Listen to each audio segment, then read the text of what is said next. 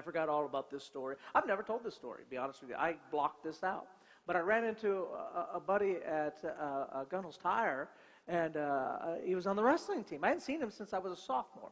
He was a senior at the time. And as a sophomore, I decided, I'd played soccer my whole life on this. I'm like, I don't want to go out for wrestling. I felt like I was built for wrestling.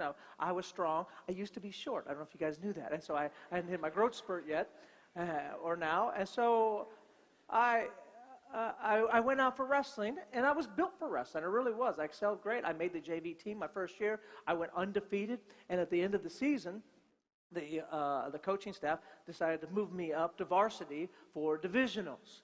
And the assistant coach had told me, he goes, for divisionals, he goes, the two-time state champion is going to be there. He's a senior, and you'll face him in divisionals. And, you know, it is what it is. I mean, he's going to beat you unless, you know, you have some big move or something and luck happens. It's going to work out, right?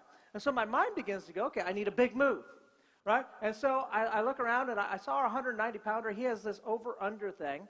And he was able to, like, boom, and he would throw guys and stick them on the mat for a pin. I'm like, that sounds cool. I want to do that. So I had him show me, you know, how to do it. And then I worked on it for 2 weeks. And I got pretty dang good at it. Right? And my sparring partner, I was able to throw him pretty much at will. And I was strong, and I was stocky, and I was built for this move. And so I was like, good. So in my mind, I saw myself every night doing it. I would practice it down in the basement. Poor Jason. I'm like, boom, Jason, how's your day? Boom, right? Preach this, boom. And so, I'm just teasing. And so I got good at it. And so we get to divisionals. I won my first match, and so now I'm going after the stud. And he's mean stud too, just mean, right? So in my mind, the coach was like, go big or go home. I'm like, I'm going big. I'm doing this. I'm going to go big. So we're ready, right? And there's matches all around, right? Whistle goes off, and so I go in and I grab. And what the guy didn't tell me is the over-under is very susceptible to a headlock. I didn't know this because nobody told me. So boom, immediately he just headlocks me, boom, right on my back on the mat. But I was strength and momentum. I was able to flip us over, right, and get off of my back. And then, of course, great wrestlers, he just lets me up, takes his points. He's up ahead now. And here we go again. I'm like, okay, that was weird. Nobody's done that before. So I go in there again. And I get another, and he goes, boom, headlocks me right again, right on the mat. But thank the Lord, we were out of bounds. The ref calls it. We stand up again. I'm like, weird, huh? So I go in again, and I go again. I get it on. This time, sticks me on my back, holds me on my back. And now, it's early. I'm strong. I'm able to keep, you have to have both shoulders on the mat, so I'm able to keep one shoulder off of the mat for 2 minutes and 15 seconds. Just fought him, and the whistle blows. I made it. I did it, right? I look up. I get up. I'm tired. I'm out of breath now. And I'm like, okay, I got maybe one more chance. And I'm like, I'm gonna Rhino him. I'm gonna bulldoze right into him. I'm gonna take everything I have, and I don't even care if I get it locked up right. I'm just gonna go for the throw. We're here, right, ready. Once again, there's matches going on all around us. I hear a whistle go off, and I charge him with everything I have. I just come at him.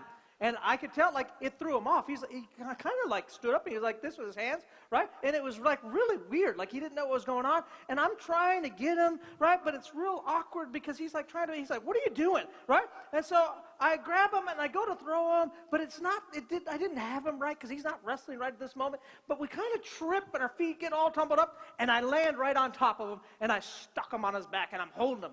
But he's right here. He goes, what are you doing? And I'm like, I'm pinning you. Like, it was a weird question. I'm like, I don't even know what's going on. And so I'm holding him, right? And I'm waiting for the ref to give me the pin. And I can, in my mind, I can hear the crowd going nuts, right? I picture myself afterwards, like, the mat maids come over, right? And they're surrounding me and their kisses. And I got tons of dates, everything, right? ESPN's there, hey, right? And they're talking to me. I see my future. I'm in college. I go to the Olympics. I watch all of it, right? I just wish the ref would just throw it down. I'm beating the state champion 2-time out there. And all of a sudden, a couple of hands bring me up.